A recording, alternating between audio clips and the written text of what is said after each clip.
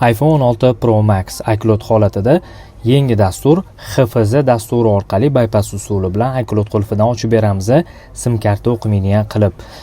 Onlayn so'raganlar uchun uy sharoitida bemalol notebooklar yoki personalniy kompyuterlari bo'lsa, ushbu dastur orqali bemalol buyurtma berib amallarni bajarsa bo'ladi erkin. Shuning uchun ham biz sizlarga xuddi shu videolarni taqdim etishga qaror qildik. Agar video yoqqan bo'lsa va manfaati teggan bo'lsa, like bosib qo'ying, izohlarda fikringizni qoldiringlar va agar kimga ushbu xizmat kerak bo'lsa, biz bilan bog'laninglar. Dasturuz TV Telegram ofitsial kanali orqali narxlarni ko'rish imkoniyatiga egasiz yoki veb-saytimiz igsemservice.com saytimiz orqali ham bajarsangiz bo'ladi.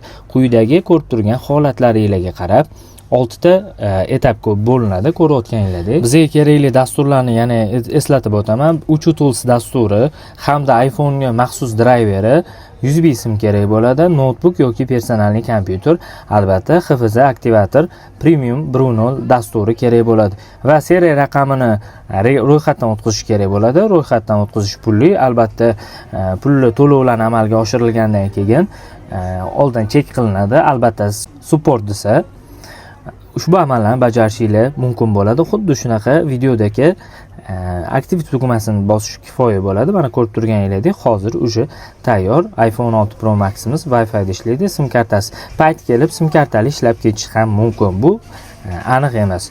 Dasturuz TVga obuna bo'ling. Yangi videolar faqat sizlar uchun chiqadi.